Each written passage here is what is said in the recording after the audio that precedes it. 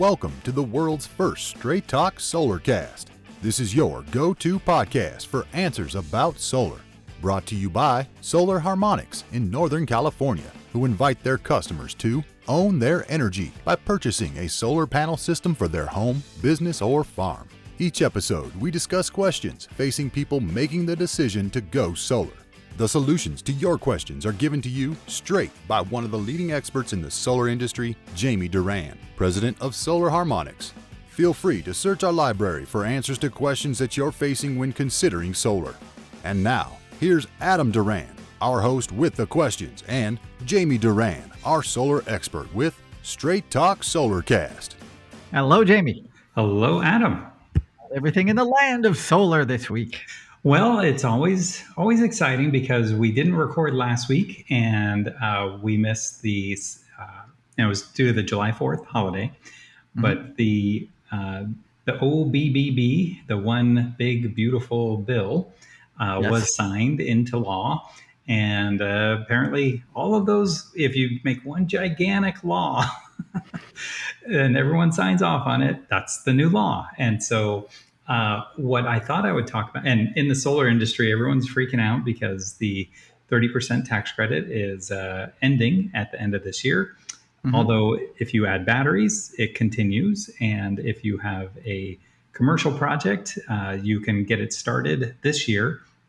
And then you have a couple more years to finish it and still qualify for the 30% tax credit. So I thought I would talk about what are some of the big things, kind of the good things about this bill for solar.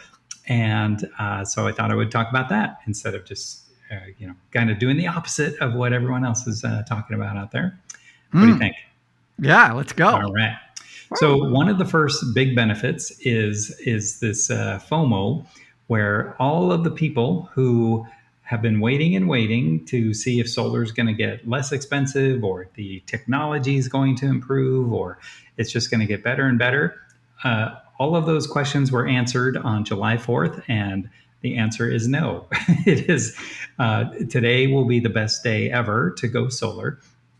And if you wait, you will miss out. There's no getting around it, even with the leases now. That's been reduced back. And so you will lose essentially 30% of whatever you're paying out as part of the tax credit. So you can expect to this time next year, most installers, if they are around on the residential side, will be probably charging about what they're charging now, maybe a little bit less, but there will be no more 30% tax credit. And so that has created a tidal wave for every single installer who was barely hanging on. And apparently there's quite a few that now they're getting bombarded. And it's been a huge surge for them. And because they were so far on the edge of not quite being around anymore, which is really scary because this time next year, they'll probably be in the same boat, but they just don't have the capacity to handle very many jobs. So good installers are pretty much full for the rest of the year on residential systems. Wow.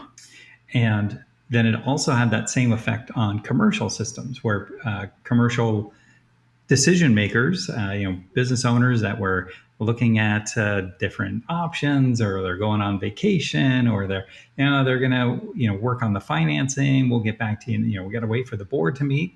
Guess what? They are not waiting. Yeah. And they are saying, we need to sign the contract. We need to give you 5%. And we're not sure when we're going to be able to do it, but we're going to work on the financing. And so they're coming to us. And so, we're now booked out 2.5 years of commercial projects, which is great. But wow, that's one huge benefit of the OBB is that it really, really people. This FOMO, fear of missing out, is very real, and not just missing out, but missing the tax credit. So very interesting for that.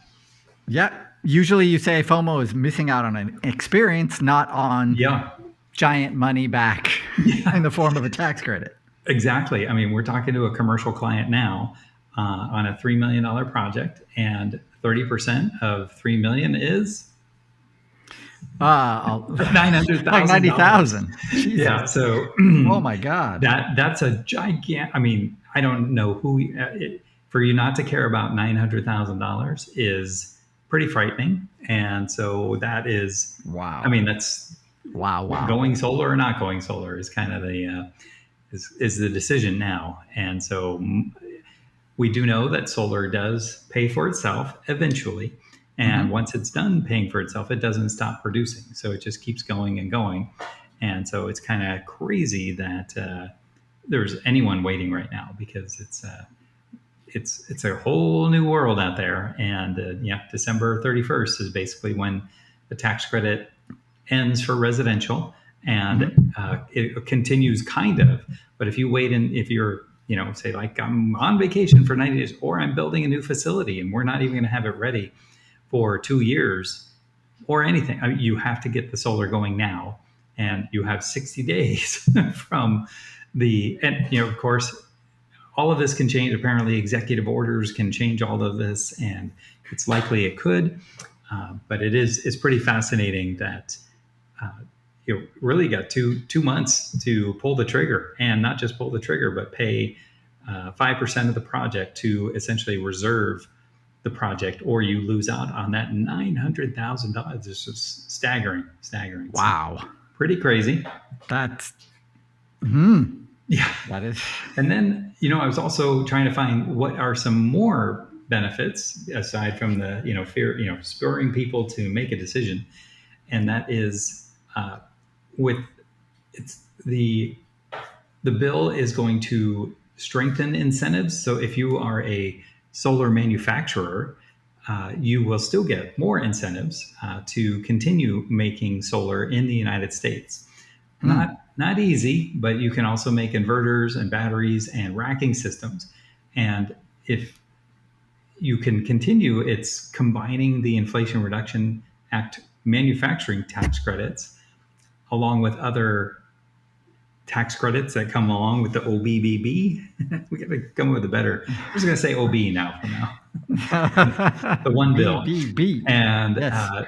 That means there'll be more domestic solar production, which is pretty great. So, Jamie, quick question then. What is the OBBB doing about low income solar customers? Well, it is expanding it. So that was really one of the big criticisms of solar power, is that if you were low income, it didn't really make sense. And low income people really have a hard time getting financed for solar. And so now the OB will expand this. Basically, if a low income person can qualify for a solar lease, that can be then transferred to like a Google that needs tax credits. And so still not a fan of it. I don't think it really addresses it, but it says that it includes major funding for low income and multifamily affordable housing, which there's tons of those. And I see tons of essentially government housing that does not have solar, which is crazy to me. And then they're also providing funding for solar and storage for community centers, which is great. And so that'll continue to help. And then, but there's tribes and all kinds of low income communities that is really, they're just spending so much money on electricity. It's heartbreaking, because if you're on a fixed income or you're retired, it's hard to get solar. It makes total sense to go solar, but you would be, staggered at the number of people who just live on Social Security now in their retirement, and that's all they will live on. It's really, really sad. I know retirement comes as a surprise to everybody, but it's something you got to plan for now, Adam. That's some quick advice. Thank you. And then it's also one of the big things that was part of the OB initially was the eliminating of selling tax credits. So if you were a solar leasing company, you could accumulate, say, $100 million of tax credits and sell them to a Google, and on 70 cents a dollar or 50 cents a dollar, and Google would get $10 million tax, $100 million tax credit, and then the company, the leasing company, would get, say, $70 million in money. That was pretty good. So that continues. I didn't think that was going to, but that'll improve schools, solar, because they always lease it, public projects, cities, no HOAs, unfortunately, but and so, but that will continue. And then there's billions in funding for upgrading transmission lines, distribution lines, interconnection, and then improving the permit process, which is kind of a big deal because traditionally when we get a solar project going, a commercial project can take 3 to 6 months for us to get approval. And mainly we submit our plans and pay all the fees, pay all the engineering, and then 3 to 4 weeks we'll hear back. And a lot of times it's an outside consultant that the city offices will farm this out to, and their incentive is to find issues, not to find solutions. And so they'll kick it back and then want revisions or explanations or changes, and then so we go through another round of that and another round of fees and and more delays. But when we're getting these projects, we need to turn them around quickly. And so when the consultants get them, it can add another 30 to 60 days with each revision. And in San Francisco, unfortunately, that has been the issue, and it makes it almost impossible to do a project there. And it's very, very difficult. But hopefully now they will have shorter timelines, fewer utility delays, and that'll certainly help solar as well. Any questions so far?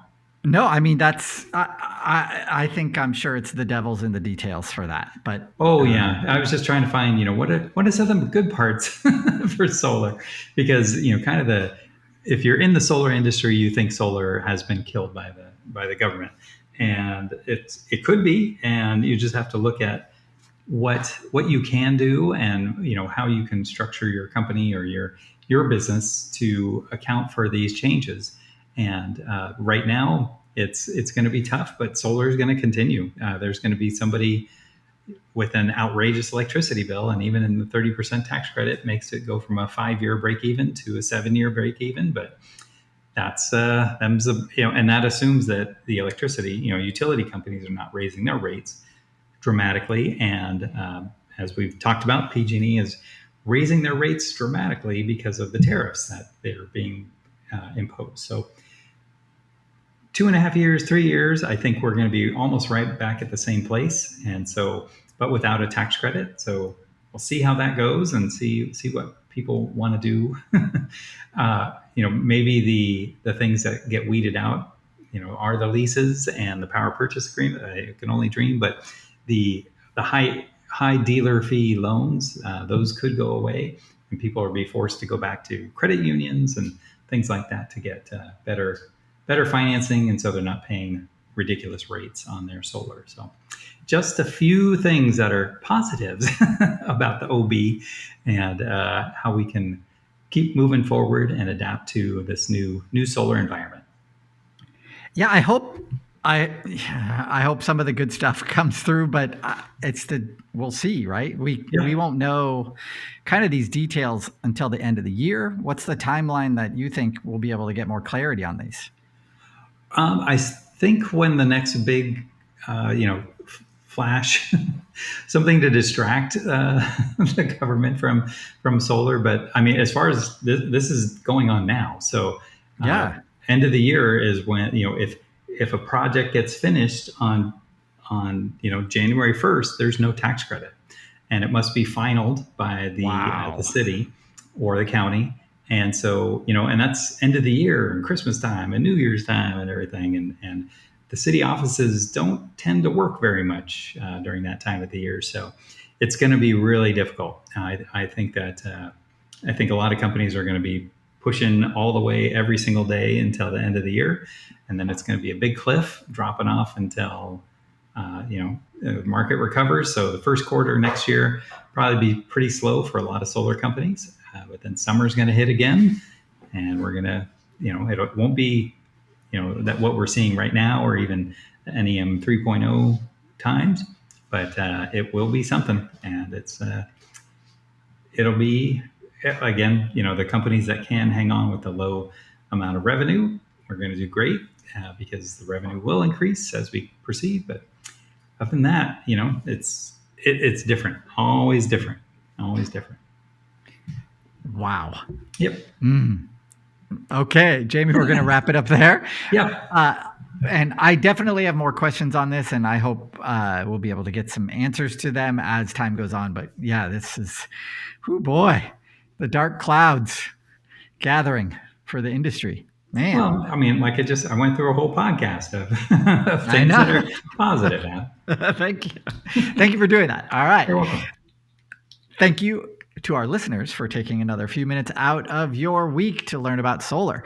If you have a friend considering going solar, this is a great podcast to refer them to because it will save them thousands upon thousands of dollars over the life of their system. If you have a question about solar and you want to get a great answer, you know what to do. You can go to our Facebook page, send us a message through there, and Jamie will be sure to get to it on an upcoming episode. Lastly, if you can give us a 5-star review wherever you heard this podcast, we'd totally be in your debt because that helps get our message and Jamie, definitely all of this information about solar out into the public eye. And it's really important to do so because it's always changing, always something new in the land of solar. Until next time, everyone, see you. That's all for now. Thank you for listening to this episode of Straight Talk Solarcast with solar expert Jamie Duran. Join us each week for more answers to your solar questions.